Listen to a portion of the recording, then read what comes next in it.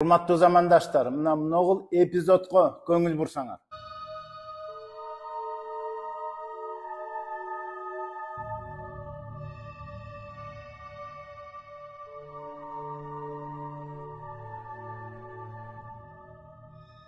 Ооба, бул сыйкыр.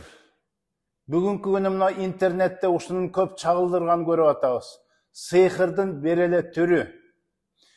Мен комментарийларды байкасам, бир түзүктүү насыйха, туура, мындан кантип кутулушту, эмне кылышты айткан эч ким жок. Ошол учурда илимдүүлөр, билимдүүлөр өзүн кыйын көрүскөндөр, бирок ошол учурда ушудан жабыркагандар көп экенин байкадым. Мен силерге бул учурда эмне кылышты айтып берем. Катталгыла, башкаларга тараткыла, ошондо күчтүүрөөк болот, биз көбүрөөк жеткиребиз. Эмне кылыш керек? Сыйкырлар ушундай болот. Топурак чачат, суу чачып кетет, жумуртка таштап кетет, үйүңөрдүн ичине ийне, мык, кукла, төшөгүңөрдүн арасына бир түйүнчөк, керек болсо тамак ашыңарга аракка кошуп, печеньеге кошуп, ар кандай түркүн өзгөчө мынакей сүрөткө кылган сыйкырлар өтө көбөйдү. Мына ушундан биз ар дайым коргонуп жүрүшүбүз керек.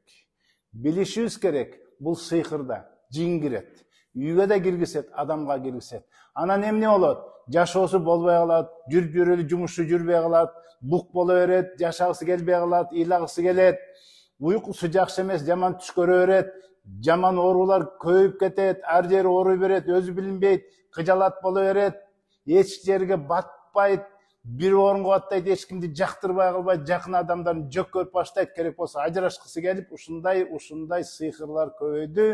Мындан коргонуп жүрүшүбүз керек. Кантип коргонушту?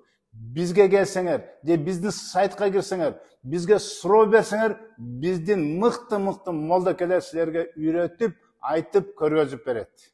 Оорубагыла. Ассаламу алейкум.